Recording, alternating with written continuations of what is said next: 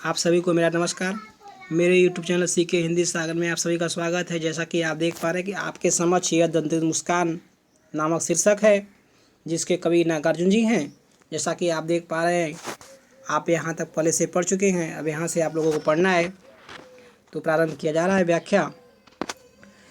क्या हुआ यदि हो सके परिचित न पहली बार। यदि तुम्हारे हमारे बीच में पहली बार में परिचय न हो सका तो कोई बात नहीं। यदि तुम्हारी माँ न माध्यम बनी होती आज, यदि यदि आज तुम्हारी माँ माध्यम न बनी होती तो मैं न सकता देख, न मैं तुझे देख सकता, मैं न पाता जान और न मैं तुझे जान पाता। बात को समझ लेंगे। मैं न सकता देख कहने का मतलब न मैं तुझे, ठीक है, न मैं तुझे देख पाता और न मैं तुझे जान पाता। बात को सभी लोग समझ लेंगे। देखिए यहाँ, क्या हुआ यदि हो सके परिचित न पहली बार, मतलब यदि तुम्हारे हमारे बीच में पहली बार में परिचय न हो सका तो कोई बात नहीं। इसका व्याख्या क्या रहेगा। यदि आज तुम्हारी माँ माध्यम न बनी होती तो न मैं तुझे देख पाता और न मैं तुझे जान पाता। सब लोग व्याख्या देख लेंगे फिर से 4 पंक्ति में। क्या हुआ यदि हो सके परिचित न पहली बार, यदि तुम्हारी मान माध्यम बनी होती आज, मैं न सकता देख, मैं न पाता जान।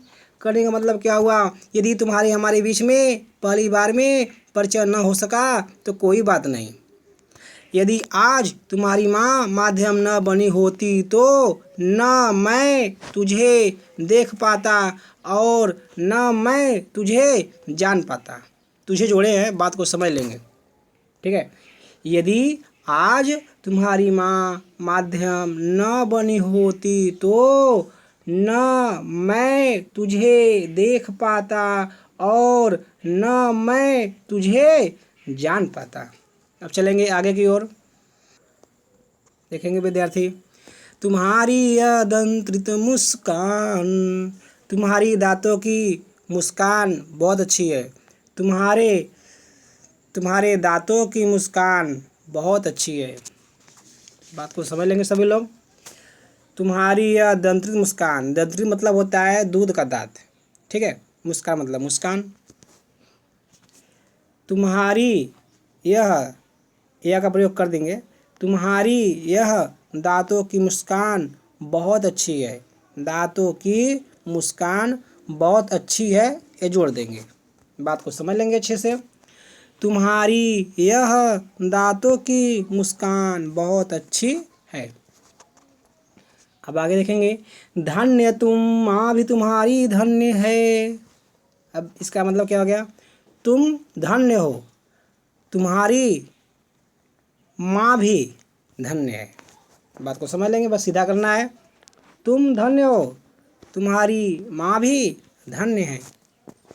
चलेंगे आगे की ओर।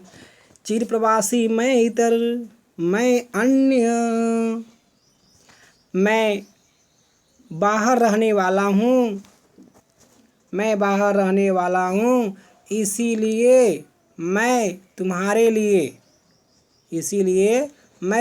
लिए दूसरा हूँ। बात को समझ लेंगे। चिर प्रवासी मैं मतलब मैं, चिर मतलब होता है हमेशा, तो मैं हमेशा, प्रवासी मतलब होता है विदेश रहने वाला यानी बाहर रहने वाला, ठीक है। मैं हमेशा बाहर रहने वाला हूँ, ठीक है। बात को समझ लेंगे। चिर प्रवासी मैं, इसका व्याख्या देखेंगे पहले। मैं, चिर मतलब होता है हमेशा रहने वाला यानी सदा। मैं हमेशा, प्रवासी यानी बाहर रहने वाला। मैं हमेशा बाहर रहने वाला हूँ। कौन कर रहा है, लेखक। लेखक कौन है, पिता है, ठीक है। बात को समझ लेंगे सभी लोग। मैं हमेशा बाहर रहने वाला हूँ। अब देखिए, इतना जो छोटा है, इतर का अर्थ होता है दूसरा, इतर का अर्थ होता है दूसरा। मैं मतलब मैं दूसरा। अब इसको व्याख्या के अनुसार बोलना है। इसीलिए मैं, इसीलिए जोड़े हैं, मैं आपके यहाँ का है, इसीलिए मैं तुम्हारे लिए, मतलब बच्चे कर रहे हैं तुम्हारे लिए, इतर दूसरा हूँ, इसीलिए मैं तुम्हारे लिए दूसरा हूँ, मतलब अनजान हूँ। ठीक है, इतर का मतलब होता है दूसरा, यानी अनजान, व्याख्या के भाव में अनजान। इसीलिए मैं तुम्हारे लिए अनजान हूँ। अन्य का प्रयोग नहीं करेंगे, क्योंकि अन्य का अर्थ भी होता है दूसरा और इतर का भी अर्थ होता है दूसरा। व्याख्या अनुसार प्रयोग हो जाएगा व्याख्या में। ठीक है। तो देखिए यहाँ पे, अगर यहाँ पे बोलेंगे दूसरा हूँ तो व्याख्या का भाव कुछ अलग होगा, लेकिन बोलेंगे अनजान हूँ तो व्याख्या बहुत ज़बरदस्त होगा। तो व्याख्या में कैसे बोलेंगे, इसीलिए मैं तुम्हारे लिए अनजान हूँ। ठीक है, इतर का अर्थ होता है दूसरा, लेकिन व्याख्या के अनुसार बोलेंगे अनजान। ठीक है, दूसरा है तो मैं उसको जान सकता नहीं ठीक से, कहने मतलब भाव यह है, तो इसलिए मैं उसको व्याख्या के अनुसार बनाया अनजान। और अन्य का अर्थ होता है दूसरा, तो इसका प्रयोग होगा भाव के अनुसार, परंतु व्याख्या में नहीं बोला जाएगा। अब सभी लोग बात को समझ लेंगे। चिर प्रवासी मैं इतर, मैं अन्य, मैं हमेशा बाहर रहने वाला हूँ। देख लेंगे, बात को समझ लेंगे।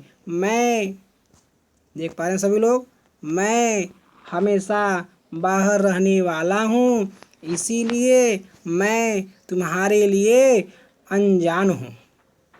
क्या हूँ, अनजान हूँ, इसीलिए मैं तुम्हारे लिए अनजान हूँ। बात को समझ रहे हैं सभी लोग, बात को समझ लेंगे अच्छे से। मैं हमेशा बाहर रहने वाला हूँ, मैं हमेशा, ये कवि कह रहे हैं अपने पुत्र से, क्या अपने पुत्र से क्या कर रहे हैं, पुत्र से, मैं हमेशा बाहर रहने वाला हूँ, इसीलिए मैं तुम्हारे लिए अनजान हूँ। अब आगे देखेंगे। इस अतिथि से प्रिय तुम्हारा क्या रहा संपर्क। देखिए, अब वो जो कवि है वो बाहर से आया है, तो अपने आप को क्या कर रहा है, मतलब बाहर से आया है तो बच्चा उसको अतिथि समझ रहा है। बात सुन पा रहे हैं। जो कवि है वो बाहर से आया है तो बच्चा उसको देखता है तो बच्चा उनको अतिथि समझने लगता है। तो इसका व्याख्या देखेंगे। इस अतिथि से तुम्हारा कोई संबंध नहीं रहा। इस अतिथि से अभी तक, इस अतिथि से अभी तक तुम्हारा कोई संबंध नहीं रहा। बात को समझ लेंगे। इस अतिथि से मतलब बच्चा कवि को यानी अपने पिता को अतिथि समझ रहा है। जानते ना अतिथि क्या होता है, जो बिना तिथि का हो उसे मेहमान बोलते हैं, वही अतिथि है। तो बात को समझ लेंगे। इस अतिथि से बच्चा कवि को यानी अपने पिता को अतिथि समझ रहा है, तो वही चीज़। इस अतिथि से अभी तक, ये जोड़े हैं, इस अतिथि से अभी तक तुम्हारा, ठीक है, क्या रहा संपर्क, माने कोई संबंध नहीं रहा, मतलब कोई संबंध नहीं रहा। क्या रहा संपर्क, मतलब कोई संबंध नहीं रहा। अब व्याख्या के अनुसार बोलना है। देखिए, जो यहाँ पे प्रिय है यह संबोधन के लिए है। ठीक है, इसका प्रयोग हुआ भाव के अनुसार। बात को समझ लेंगे। इस अतिथि से अभी तक तुम्हारा कोई संबंध नहीं रहा। भाई मैं तो बाहर रहता था तो कोई संबंध नहीं था, कहने का मतलब मैं तो उससे मिल नहीं पाता था। तो बात को समझ लेंगे अच्छे से। देखिए, यहाँ पे जोड़ा क्या गया था, अभी तक। आप लोग बात को समझिएगा। और प्रिय का प्रयोग हुआ है भाव के अनुसार, यह संबोधन के लिए है। इस अतिथि से अभी तक, ठीक है, इस अतिथि से अभी तक तुम्हारा कोई संबंध नहीं रहा। अब आगे देखेंगे। उंगलियां माँ की कराती रही मधुपर्क। माँ की अंगुलियां, माँ की अंगुलियां, माँ की अंगुलियां अपने पन का अमृतपान कराती रही हैं। बात को समझ लेंगे। अब अर्थ, उंगलियां माँ यानी माँ की उंगलियां, मधुपर्क क्या होता है? मधुपर्क मतलब होता है अमृत। अमृत कैसे बनता है? सभी लोग जानते होंगे, शहद, दूध, दही, और इसमें दो चीज़ और रहते हैं, जल और देसी घी। अमृत 5 वस्तुओं से मिलकर बना होता है। अमृत 5 वस्तुओं से मिलकर बना होता है, सभी लोग जानते होंगे। और ये 5 वस्तु अभी जो हमने आपको बताया, दूध दही हो गया, जल हो गया, देसी घी हो गया, शहद हो गया। तो आप लोग बात को समझ रहे हैं।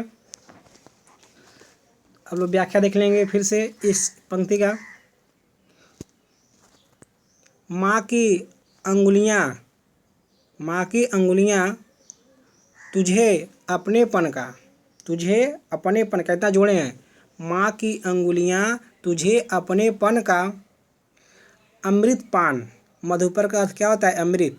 तो बोलेंगे अमृतपान कराती रही हैं। व्याख्या समझ लेंगे फिर से। माँ की अंगुलियाँ तुझे अपनेपन का अमृतपान कराती रही हैं। ठीक है, माँ की अंगुलियाँ तुझे अपनेपन का अमृतपान कराती रही हैं। वाक्य देखेंगे। देखते तुम इधर कनखी मार और होती जबकि आंखें चार।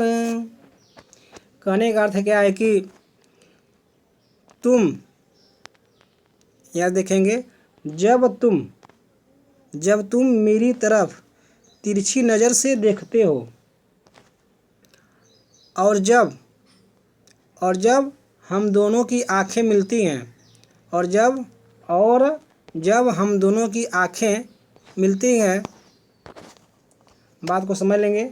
व्याख्या 2 लाइन का। देखते तुम यानी तुम देखते हो। ठीक है, तो व्याख्या में क्या बोलेंगे? जब तुम। ठीक है, यानी देखिए यहाँ पे तुम लिखा हुआ है, तो बोलेंगे व्याख्या में जब तुम। इधर का मतलब होता है मेरी तरफ। जब तुम मेरी तरफ कनखी मार तिरछी नज़र से। ठीक है, मतलब आँख के कोनों से। ठीक है, देखते मतलब देखते हो। तो व्याख्या आपका कैसे होगा? जब तुम, लगा देंगे जब तुम मेरी तरफ तिरछी नज़र से देखते हो। अब आगे देखेंगे। और जब हमारी तुम्हारी आँखें चार होती। देखिए, आँखें चार होती मतलब आँखों का मिलना। ठीक है, आँखें चार होती मतलब क्या आता है? आँखों का मिलना। तो व्याख्या में कैसे बोलेंगे? और जब हमारी तुम्हारी आँखें मिलती हैं, और जब हमारी तुम्हारी आँखें मिलती हैं, तब तुम्हारे दांतों की मुस्कान बहुत ही सुंदर लगती है। तब तुम्हारे दांतों की मुस्कान, कैसे बोलेंगे? तब तुम्हारे दांतों की मुस्कान मुझे बहुत सुंदर लगती है। मुझे बहुत सुंदर लगती है। बात को समझ लेंगे। तब दंत्रित मुस्कान, तब तुम्हारे दांतों की मुस्कान। मुझे बड़ी ही छविमान मतलब बहुत सुंदर। ठीक है, मुझे मतलब मुझे, बड़ी छविमान मतलब बहुत सुंदर, लगती मतलब लगती है। सभी लोग बात को समझ लेंगे। अब 4 पंक्ति का, 4 पंक्ति नहीं, आप लोग पूरा देख लीजिए, एक साथ में देख लीजिए पूरा आप लोग। ठीक है, तो प्रारंभ किया जा रहा है व्याख्या फिर से।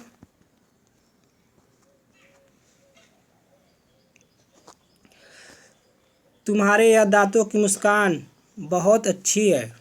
तुम्हारे यह दांतों की मुस्कान बहुत अच्छी है। तुम धन्य हो, तुम्हारी माँ भी धन्य है। मैं बहुत दूर रहने वाला हूँ।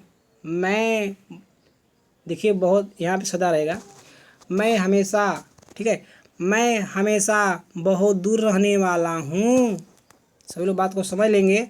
मैं हमेशा बहुत ही दूर रहने वाला हूँ, इसीलिए मैं तुम्हारे लिए अनजान हूँ। इस अतिथि से अभी तक तुम्हारा कोई संबंध नहीं रहा है। माँ की अंगुलियां तुझे अपनेपन का अमृतपान कराती रही हैं। जब तुम मेरी तरफ तिरछी नज़र से देखते हो और जब और जब तुम और जब ठीक है और जब तुम्हारी आंखें और जब तुम्हारे हमारे आँखों का मिलन होता है, ठीक है, और जब तुम्हारे हमारे आँखों का मिलन होता है। बात को समझ लेंगे सभी लोग, देख लेंगे यहाँ से फिर से। माँ की अंगुलियाँ तुझे अपनेपन का अमृतपान कराती रही हैं, ठीक है। अब देखेंगे फिर से, अब नीचे का और जब नहीं, बस जब बोलिए। जब तुम मेरी तरफ तिरछी नज़र से देखते हो, ठीक है, और जब तुम्हारी हमारी आंखें मिलती हैं, तब तुम्हारे दांतों की मुस्कान मुझे बहुत ही सुंदर लगती है। विद्यार्थीगण, आप लोगों ने इस व्याख्या को पढ़ा, भली भांति समझा और आपका यह दंत्रित मुस्कान समाप्त हुआ, जैसा कि आप देख पा रहे हैं। अब आपका जो यह 6 अध्याय है, अध्याय 6 जो है, अभी इसका पार्ट अगला, इसमें 2 शीर्षक हैं। एक शीर्षक अभी आपको देखने को मिलेगा फसल, तो जल्द मिलेंगे फसल शीर्षक के साथ। तब तक के लिए बेस्ट ऑफ लक।